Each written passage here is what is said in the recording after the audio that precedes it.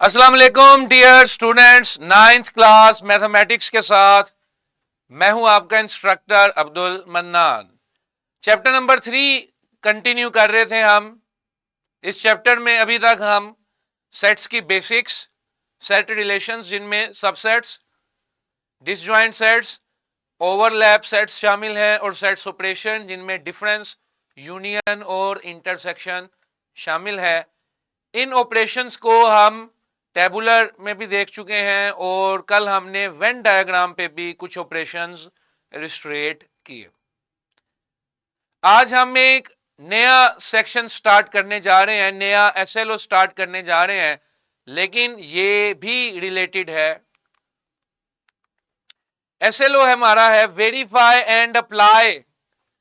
Verify and apply properties / laws of union and intersection of three sets through analytical and Venn diagram method। इसके action verb है verify and apply, यानी कि proof भी करेंगे कुछ questions को और कुछ क्वेश्चंस पे अप्लाई भी करेंगे। क्या? Laws and properties of union and intersection, but किसमें? 3 सेट्स में।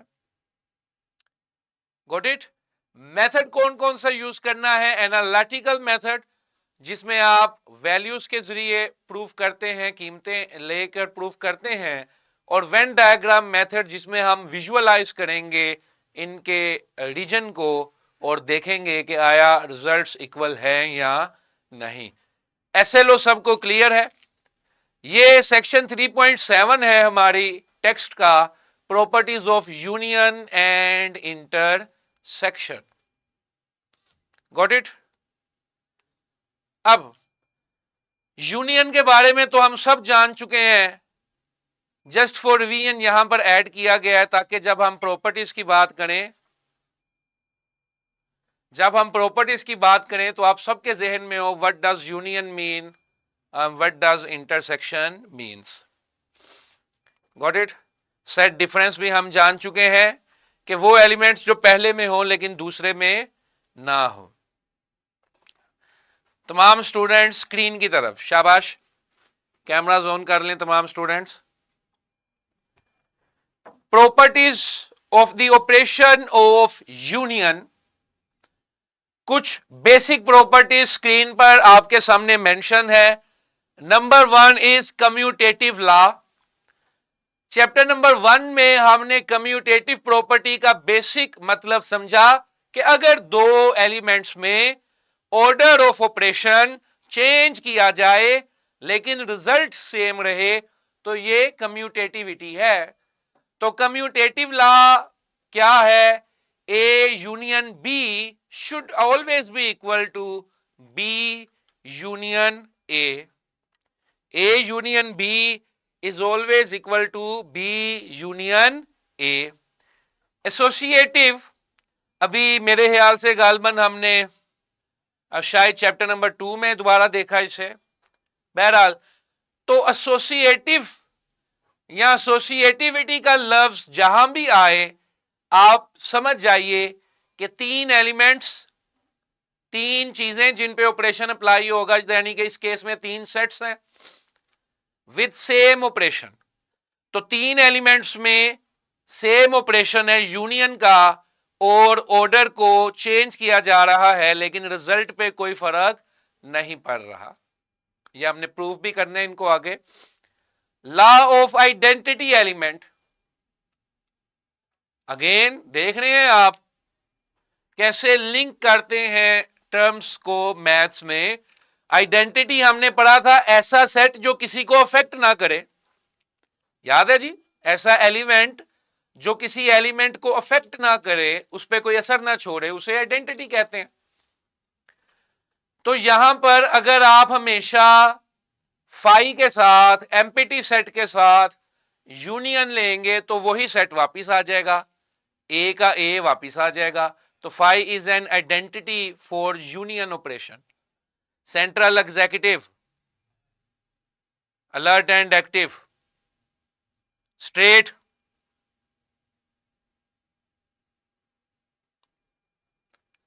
शाबाश। आगे है आइडेम्पोटेंट लॉ। आइडेम्पोटेंट लॉ क्या कहता है कि A union A is always equal to A. किसी भी सेट का उसके साथ यूनियन ले लोगे तो हमेशा वही सेट वापस आएगा। और लास्ट है universal set law. Universal set law में क्या है कि अगर यूनिवर्सल सेट के साथ किसी का यूनियन लोगे तो जाहिर सी बात है छोटे और बड़े के यूनियन में हमेशा क्या आता है, बड़ा सेट, यूनिवर्सल सेट वापस आ जाएगा। किसी को प्रॉपर्टीज ऑफ यूनियन में से कोई क्वेश्चन है तो जरूर पूछिए।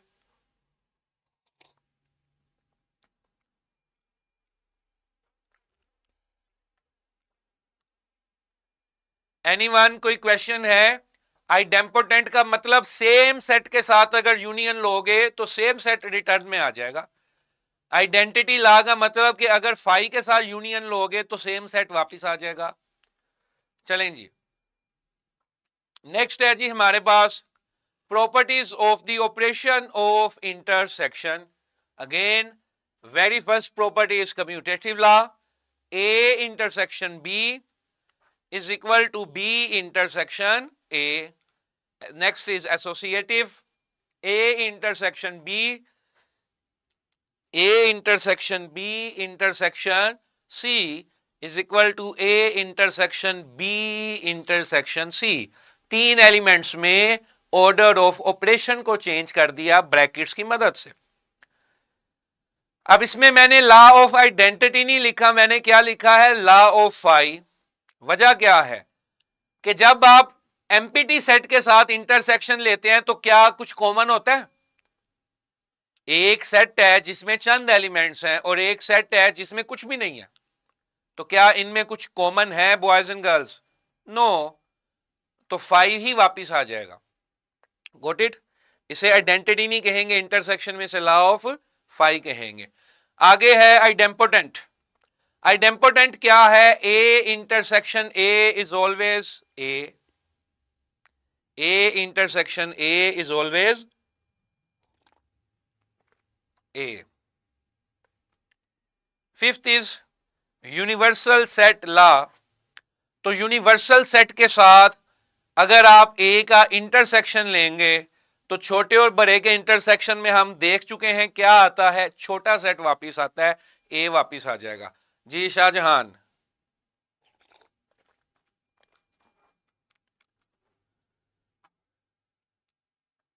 जी बॉयज। सर आइडेम्पोटेंट लॉ को हम आइडेंटिटी लॉ कह सकते हैं? नहीं, आइडेंटिटी लॉ में बेटा वो चीज है, अगर आप पीछे देखो इस स्लाइड में, इधर मैंने आइडेंटिटी का लफ्ज इस्तेमाल कर दिया। क्यों? क्योंकि फाई यूनियन में किसी को अफेक्ट नहीं करता, लेकिन इंटरसेक्शन में तो उसने अफेक्ट कर दिया। अब आइडेम्पोटेंट का मतलब है सेम सेट वापिस आ जाना, ये नहीं कहेंगे कि उसने उसको अफेक्ट नहीं किया। क्लियर है? तो दोनों चीजें अलग अलग हैं, दोनों का मतलब अलग अलग है। अब ए यूनियन फाई जो है वो ए आएगा, बी यूनियन फाई बी आ जाएगा, सी यूनियन फाई सी आ जाएगा। क्लियर है? नेक्स्ट है boys and girls distributive law of intersection over union and vice versa. Associative में भी तीन एलिमेंट्स होते हैं, डिस्ट्रीब्यूटिव में भी तीन एलिमेंट्स होते हैं।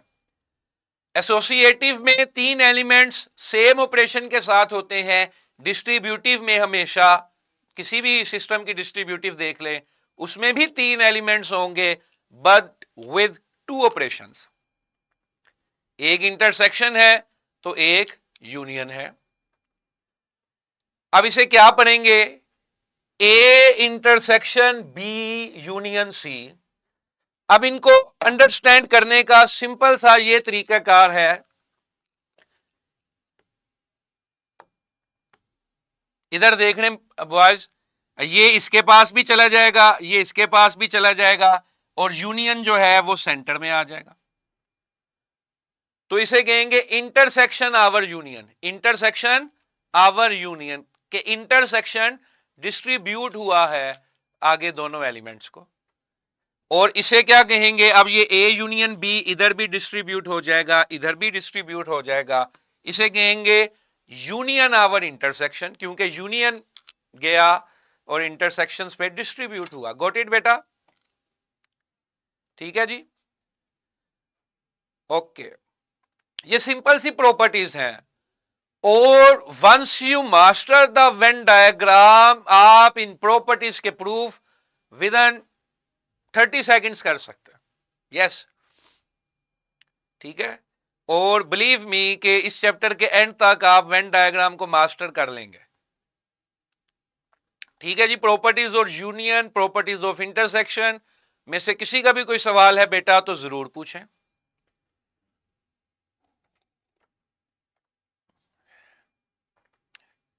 क्या हो गया बेटा, सर भी चाय पी सकते हैं, इसमें हैरान होने वाली क्या बात है? अच्छा, is that clear boys and girls? आगे चलें जी,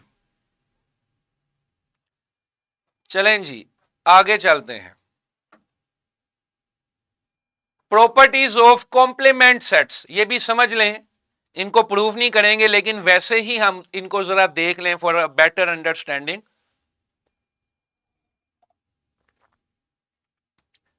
ए union A complement, A union A complement is always equal to universal set, क्योंकि ए कॉम्प्लीमेंट में वो एलिमेंट्स होते हैं जो ए में नहीं है। ठीक है जी, और कॉम्प्लीमेंट यूनिवर्सल में से माइनस करके निकलता है, तो जब इकट्ठा करेंगे तो यूनिवर्सल सेट वापस आ जाएगा। इसी तरह A intersection A complement is always equal to empty set, A intersection A complement is always equal to empty set. Reason, उसमें वो एलिमेंट्स होते हैं कॉम्प्लीमेंट में जो ए में नहीं है, तो they are always disjoint sets. Law of double complement, law of double complement क्या कहता है कि किसी भी सेट का दो दफा कॉम्प्लीमेंट लोगे तो वही सेट वापस आ जाएगा। क्लियर है?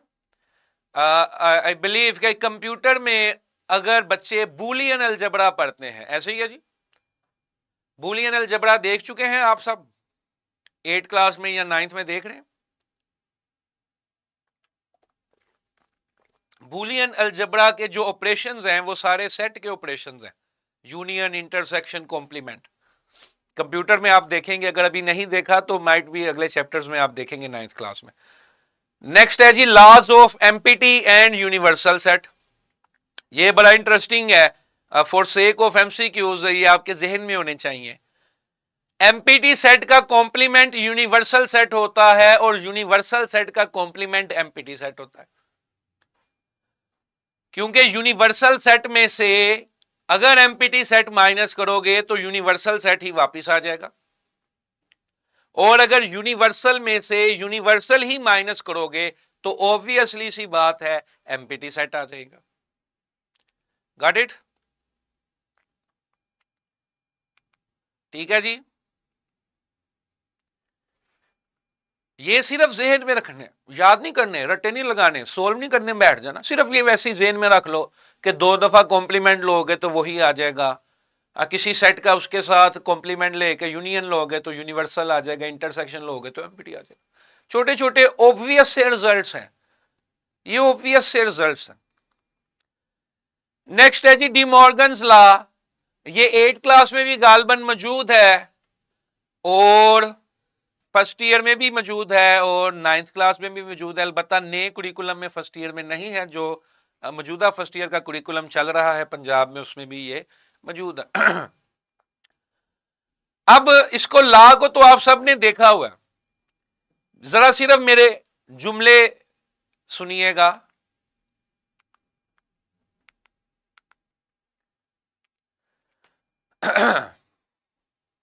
सिर्फ ये जो मैं जुमला बोलने लगा हूं ये सुने। Achieving an operation, achieving an operation using the complement of other operations, यानी कि एक ऑपरेशन आप अचीव कर रहे हो लेकिन दूसरे को यूज करते हुए, अचीव आप यहां पर यूनियन कर रहे हो, लेकिन यहां पर क्या है, इंटरसेक्शन। तो डी मॉर्गन्स लॉ जो है ये कंप्यूटर में भी जब बच्चे देखेंगे इसको, तो वहां पर भी आपने, इसका पर्पस ही यही है कि अचीविंग यूनियन यूजिंग इंटरसेक्शन। और अगर इसकी नेक्स्ट स्लाइड हम देखें, अचीविंग इंटरसेक्शन यूजिंग यूनियंस, तो डी मॉर्गन्स लॉ का जो मेन थीम है बेटा, वो एक ऑपरेशन अचीव करना है यूजिंग रिवर्स ऑफ दैट। अब इंटरसेक्शन का जो कंटेम्पररी रिवर्स है वो यूनियन है, और ए का रिवर्स ए कॉम्प्लीमेंट है, बी का रिवर्स बी कॉम्प्लीमेंट है। मेरी बात समझ रहे हो बेटा, कि एक ऑपरेशन को हम अचीव कर रहे हैं using the other, that is the essence of D Morgan's law, ये इसका यूज है। और आपकी कंप्यूटर एप्लीकेशंस और कंप्यूटर प्रोग्राम्स में ये वाइटल इंपॉर्टेंस का हामिल है डी मॉर्गन्स लॉ। ठीक है जी, ये जब आप बूलियन अलजबरा देखेंगे कंप्यूटर में, तो इंशाल्लाह ये उसमें भी आप देखेंगे। ठीक है जी, यहां तक किसी का कोई भी सवाल है तो जरूर पूछें।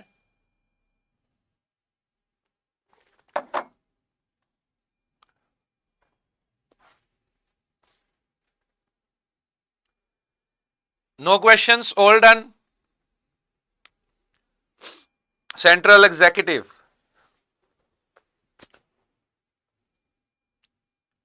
बोलो बेटा, इसको लुकमान अनम्यूट करो, ये सेंट्रल एग्जीक्यूटिव को बोले बेटा। Sir De Morgan law use कहां पे होता है? Daily life example as such अभी मैं आपको अगर बताऊं, तो अगर आप देखें आपकी टेक्स्ट में भी लॉजिक्स की एक एग्जाम्पल है। जब मैं बूलियन अलजबरा की बात कर रहा हूं तो that is sets logic. Clear है कि मैं कोई भी चीज आपको कहता हूं आप अचीव करें, लेकिन मैं आपको रिवर्स देता हूं। मैंने आपको इनपुट, यानी कि आसान अल्फाज में कहें कि I have the reverse input, मेरे पास जो इनपुट डाटा है वो रिवर्स है, लेकिन मैं आपसे चाहता हूं कि आप मुझे इसका सीधा ऑपरेशन दें। मैं कॉम्प्लीमेंट्स देता हूं और आपको कहता हूं कि इंटरसेक्शन बना दो मुझे, और ऑपरेशन यूनियन का यूज करना है आपने। यानी कि लिमिटेशन ऐसी है, डाटा इनपुट ऐसी है कि आपके पास ये चीजें हैं और आपसे रिक्वायर्ड ये किया जा रहा है। Got it? ठीक है जी, ओके ओके। चलें जी, अब आ जाएं जरा काम करने पे।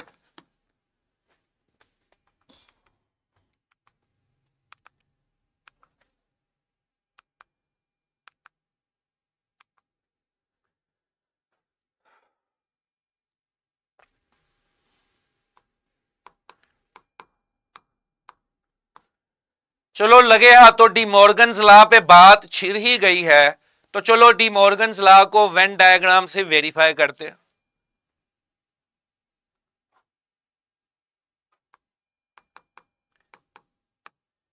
ये समझ लें जी, मेरी राइट हैंड साइड है और ये जो है मेरी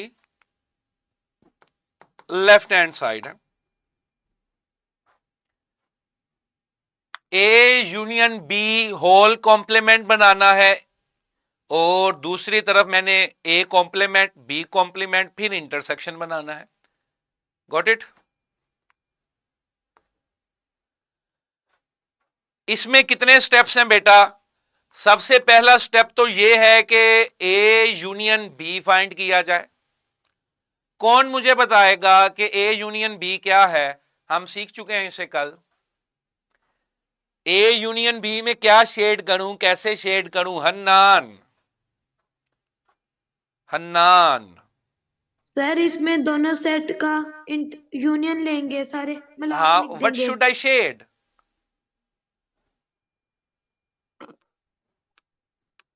यूनियन का मतलब दोनों सेट्स का सब कुछ शामिल कर दें। Yes sir.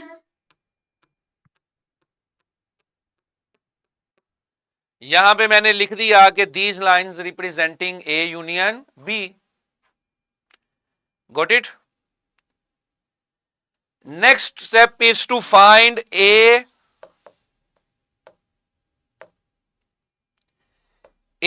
union B wholes complement which is equal to U minus A union B.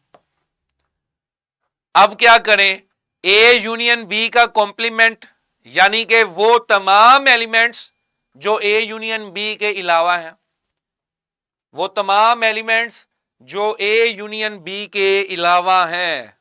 Fatima campus में से कोई पीछे बैठी हुई लड़की जवाब दे आज।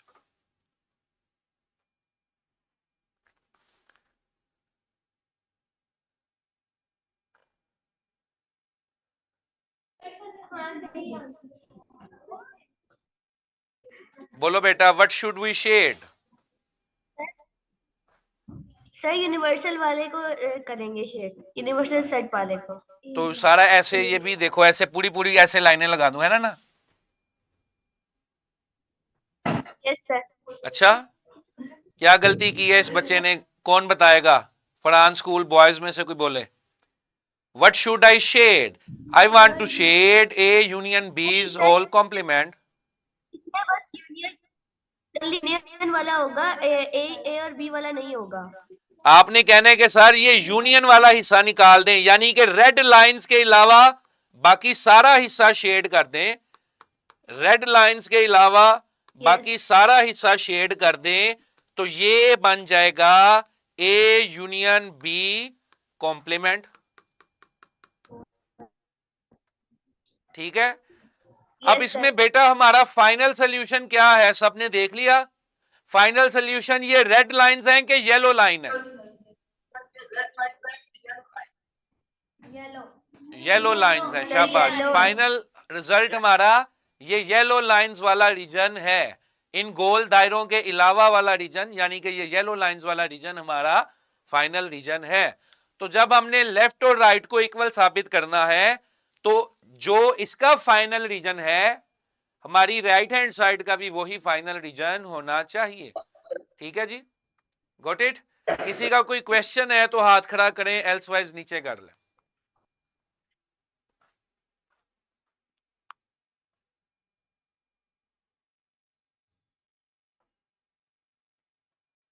सुमाइका फातिमा बोलिए, जल्दी से बेटा बोलिए।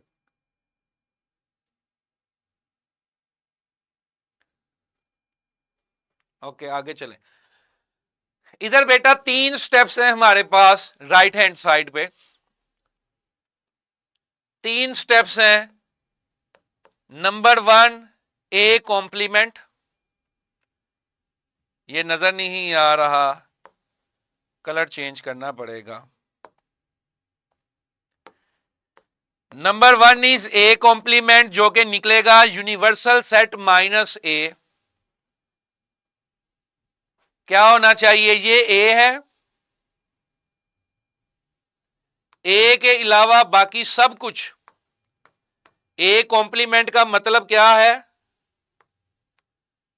ए कॉम्प्लीमेंट का मतलब है ए के अलावा बाकी सब कुछ। तो ये देखो, मैंने ए को ब्लैंक छोड़ दिया, बाकी सारे में ये मैंने ग्रीन लाइंस लगा दी।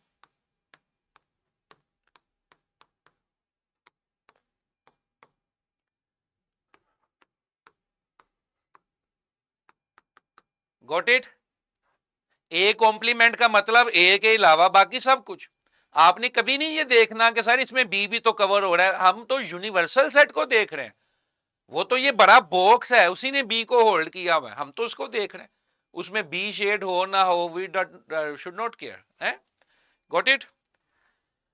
अगली चीज बेटा हमने फाइंड करनी है B's complement which is U minus B. u minus B का मतलब है ये b है,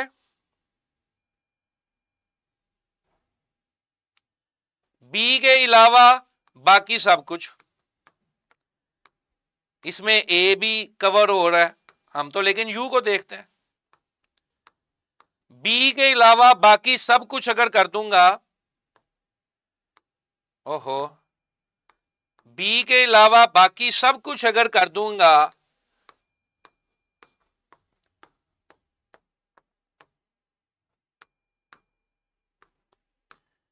तो ये आ गया जी बी कॉम्प्लीमेंट। गॉट इट बेटा। आप पेपर में क्या कर सकते हैं, कोई एक लाइन जो है वो पॉइंटर से लगा लीजिएगा, वो थोड़ी सी डार्क हो जाएगी। कोई एक लाइन जो है वो इंक पेन से लगा लीजिएगा। आप ये देख रहे हैं मैंने एक का पैटर्न ऐसे रखा है तो दूसरी का ऐसे रखा। Got it. ठीक है बेटा। Now what is our third step, कौन सा कलर इस्तेमाल करें जी? ये लें जी। Third step is to take the intersection of A's complement and B's complement. कौन बताएगा मुझे अब आंसर? ए कॉम्प्लीमेंट था ग्रीन लाइंस, बी कॉम्प्लीमेंट था पिंक लाइंस। दोनों का इंटरसेक्शन वो रीजन होना चाहिए जहां पे ग्रीन लाइंस भी हो और पिंक लाइंस भी हो। अब बताइए इंटरसेक्शन क्या होगा? किड्स एजुकेयर बोलिए, कैमरा भी ऑन किया करें अपना। किड्स सर एजुकेयर दरमियान वाला, सर दरमियान वाला, क्या कहा? क्या सर सर दरमियान वाला। बेटा दरमियान हाँ, वाला ओवरलैप, तो सर जहाँ ओवरलैपिंग हो रही है। A intersection sorry A's complement intersection with B's complement. A complement है ग्रीन लाइंस, B कॉम्प्लीमेंट है pink lines. The solution region of intersection should be such that there should be green lines as well as pink line. वो हिस्सा जहां पे green लाइनें भी हो और पिंक लाइनें भी हो। अब बताइए वो हिस्सा क्या है? सर बोलिए जी। सर जो मिड वाला हिस्सा है उसके अलावा पूरा।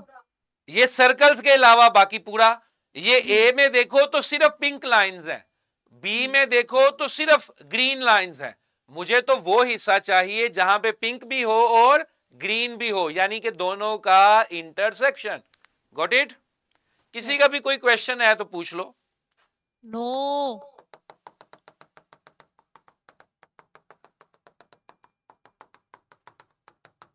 ये लो जी, क्या याद करोगे? खूबसूरत पैटर्न।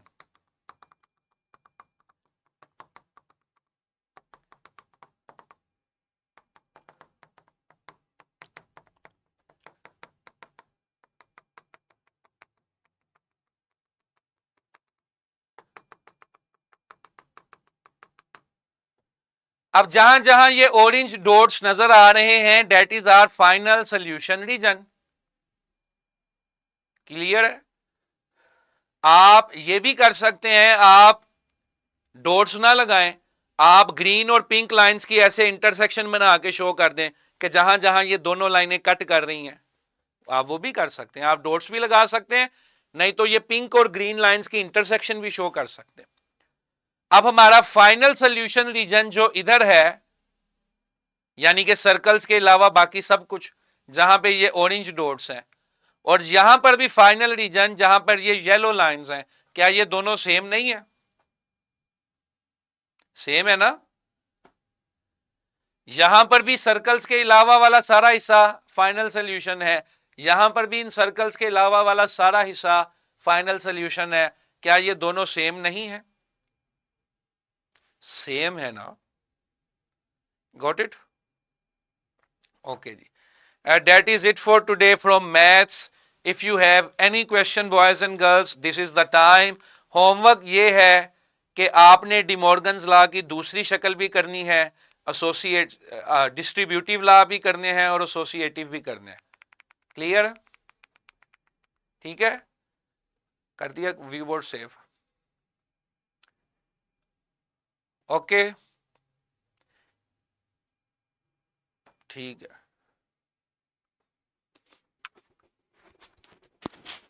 ओके जी, फिर test test test test test test test test test except for 3.1 section 3.7 तक, सेक्शन 3.2 टू 3.7 दो एसएलओज इसमें कवर हो रहे हैं। एक आइडेंटिफाई सेट्स रिलेशंस और वेन डायग्राम वाला, और एक आज जिसमें प्रॉपर्टीज और लॉज को अप्लाई और वेरीफाई करना है। एनालिटिकल अप्रोच आप ऑलरेडी सीख चुके हैं प्रीवियस एक्सरसाइज में, प्लस करना, माइनस करना, इंटरसेक्शन, यूनियन, ये तो आता है आप सबको। तो 3.2 से 3.7 के सेक्शन का कल टेस्ट होगा। तमाम बच्चे तैयार रहिएगा। टेस्ट सुबह जो है वो आपको 9 बजे, 8:45 से 9 बजे के दरमियान आपके टीचर्स ग्रुप में आ जाएगा जी। सेंट्रल शाहजहां, कौन सा ये फातिमा कैंपस। बोलिए बेटा। सर जो एक्सरसाइज 3.4 है उसका क्वेश्चन नंबर 4 का एक पार्ट करवा दें, क्योंकि उसके अंदर 3 सेट्स हैं, उसकी शेडिंग समझ नहीं आ रही। उसकी एसोसिएटिव वो तो इतना आसान है, एसोसिएटिव के यूनियन में तीनों को शेड कर दें। एसोसिएटिव के इंटरसेक्शन, कंफ्यूजिंग है। एसोसिएटिव के इंटरसेक्शन में ये आ जाएगा, और एसोसिएटिव के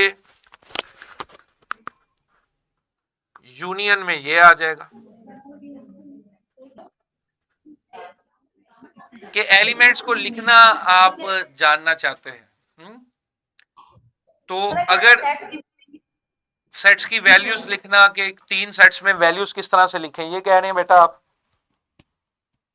मैं कह रही हूँ कि अगर सेट्स गिवन नहीं है, उसने हमें सीधा एक प्रॉपर्टी दी हुई है, उसने हमें कहा है कि वेन डायग्राम ड्रॉ करें, तो हम शेडिंग किस तरह करेंगे? अगर A intersection bracket B union C दिया हो तो हम इसमें किस तरह शेडिंग करेंगे?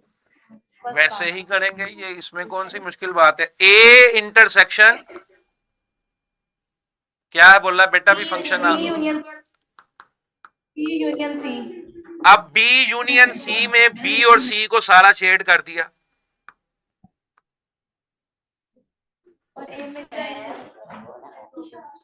बी को और सी को सारा शेड कर दिया। अब आपने इसमें ये नहीं कहना कि सर इसमें तो ए भी कवर हो रहे, नहीं, मैंने तो इस ब्लू सर्कल को देखा जो कि सी था, कैमरा ऑन करो, इस ग्रीन सर्कल को देखा जो कि बी था, ये बी और सी मैंने सारा शेड कर दिया, यानी कि बी यूनियन सी बना दिया।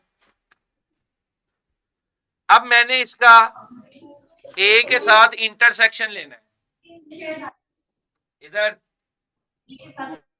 अब इसका ए के साथ इंटरसेक्शन लेना है, तो ए के साथ इंटरसेक्शन लेने का मतलब क्या है?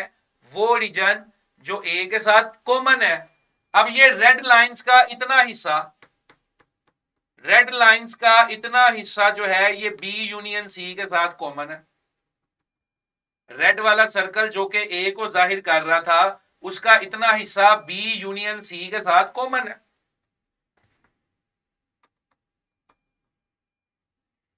A intersection B union C, got it? ठीक है बेटा,